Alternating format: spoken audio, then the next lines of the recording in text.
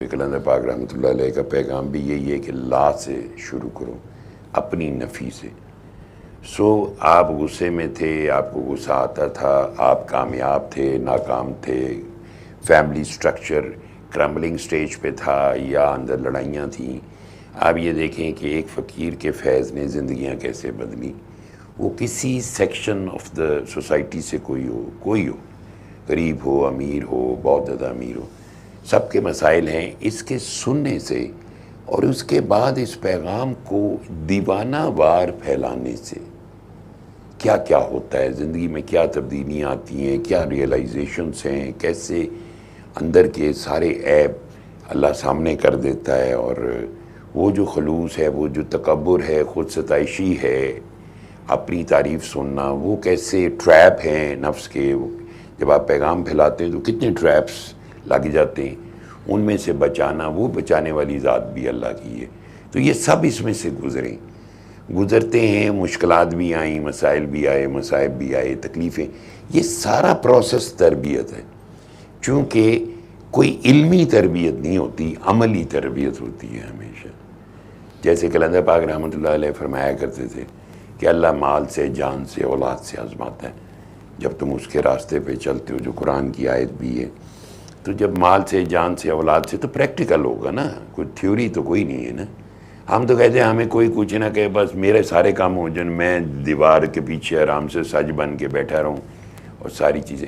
آپ آئسولیشن میں نہیں رہ سکتے، آپ ایک معاشرے میں رہتے ہو جہاں آپ جیسے ہیں سارے، ان کو ہماری اٹینشن کی ضرورت ہے، ہمیں ان کی اٹینشن کی ضرورت ہے۔ It's a two way traffic. پیغام پھیلانا آپ نے سن لیا، اب آپ کی ذمہ داری آگے پھیلانا۔ جب آپ اس کو پھیلائیں گے تو جو جیسے کمانڈر نے کہا کہ پہلے میں سنتا نہیں تھا، پھر مجھ میں سننے کی عادت پڑ گئی۔ دس از بیوٹیفل، کیونکہ قرآن بھی یہی کہتا ہے کہ اگر اللہ ان کو ضرور سناتا، اگر ان میں سننے کی صلاحیت پاتا۔ سنیاں سخنت گئیاں کو لکھیاں۔ کلندر پاک رحمۃ اللہ علیہ کتنی محبت سے سنا کرتے تھے لوگوں کی باتیں، لوگوں کی ایکسپریشن۔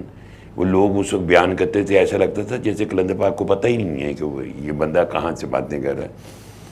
تو وہ جیسے داتا علی حجویری رحمۃ اللہ علیہ آپ اپنے بارے میں لکھتے ہیں کہ وہ حضرت ابو قاسم گرگانی رحمۃ اللہ علیہ بہت بڑے وہ فقیر تھے، قطب مدار تھے۔ تو یہ ینگ تھے، تو انہوں نے اپنے کچھ مجھے قصے سنائے اپنے، جیسے کہ بہت چیزوں میں سے گزرے، تو چپ کر کے مسکرا کے سنتے رہے۔ پھر ان کو خیال آیا، داتا علی حجویری لکھتے ہیں کہ مجھے خیال ہے کہ شاید یہ اس میں سے گزرے نہیں ہیں۔ ایک دم بولے، بیٹا میرا یہ خاموش رہنا بھی عجز اور عاجزی کی وجہ سے اور اس کی عطا ہے۔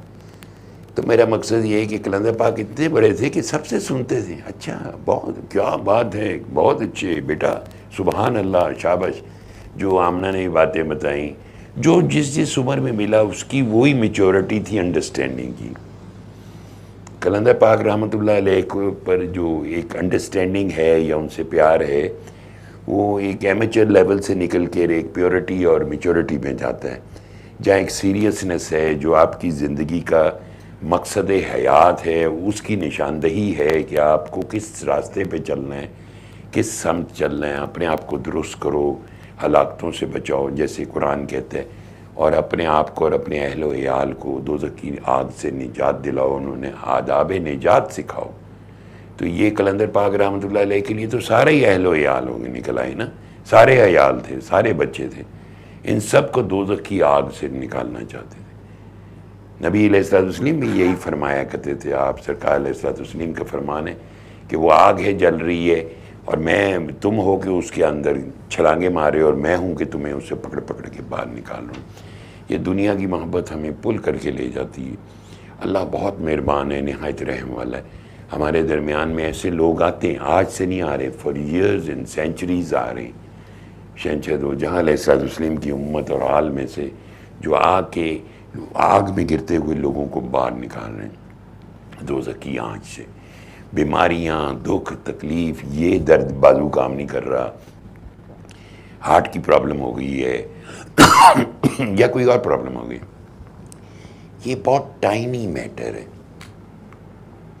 یہ 4 دن نہیں، 5 دن نہیں، 10 دن میں ٹھیک ہو جائے گا۔ اصل جو بربادی ہے وہ قلب کا مردہ پن ہے، وہ ہماری غفلت ہے۔ وہ ہمارا مقصود حیات سے آگاہ نہ ہونا اور آگہی کا نہ ہونا، یہ ہماری ہلاکت۔ بیماری تو دوائی سے بھی ٹھیک ہو سکتی ہے،